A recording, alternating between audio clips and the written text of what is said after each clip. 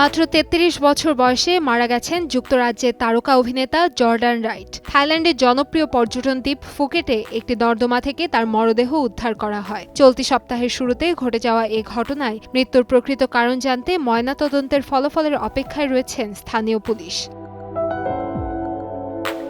গণমাধ্যম সূত্রে জানা গেছে, গত ১৪ মার্চ দুপুর ১২:৩০টার দিকে ফুকেটের ব্যাংকটাও সৈকতের কাছে একটি নর্দমায় উপর হয়ে পড়ে থাকা একটি মরদেহ দেখতে পান এক শ্রমিক। খবর পেয়ে পুলিশ ঘটনাস্থলে গিয়ে প্রায় ২ দিন আগের ওই মরদেহ উদ্ধার করে। পরে সেটি জর্ডান রাইট বলে শনাক্ত করা হয়। এ সময় তার পরনে ছিল ধূসর শার্ট ও কালো প্যান্ট, তবে পায়ে কোনো জুতা ছিল না।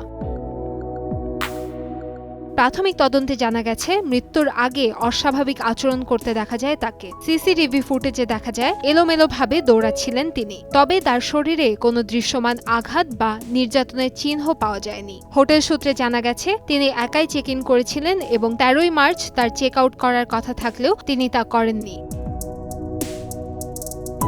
যুক্তরাজ্যের বাসিন্দা জর্ডান রাইট ব্যক্তিজীবনে ব্রিটিশ মিডিয়া ব্যক্তিত্ব ভিকি প্যাটিসনের সঙ্গে সম্পর্কে জড়িয়েছিলেন। তিনি ২০১৭ সালে এক্স অন দ্য বিচ এবং ২০১৮ সালে দ্য অনলি ওয়ে ইজ এসেক্সে অভিনয়ের মাধ্যমে পরিচিতি পান। ক্যারিয়ারের এক পর্যায়ে সহ অভিনেতা মাইলস বার্নেটের সঙ্গে অনস্ক্রিন সংঘর্ষের ঘটনায় আলোচনায় আসেন জর্ডান। পরবর্তীতে শুটিংয়ের সময় দমকল বাহিনীর চাকরি থেকে অসুস্থতাজনিত ছুটি নেওয়ার অভিযোগ ওঠায় আইটিভি সিরিজ থেকে বাদ দেওয়া হয় তাকে। এরপর টেলিভিশন জগৎ ছেড়ে দিয়ে পুনরায় দমকল কর্মী হিসেবে কাজে ফিরে যান তিনি। পুলিশ জানিয়েছে, ময়নাতদন্তের ফলাফল হাতে পাওয়ার পর মৃত্যুর প্রকৃত কারণ সম্পর্কে বিস্তারিত জানানো হবে। কান্তাময়ী স্নেহা, সময় সংবাদ, ঢাকা।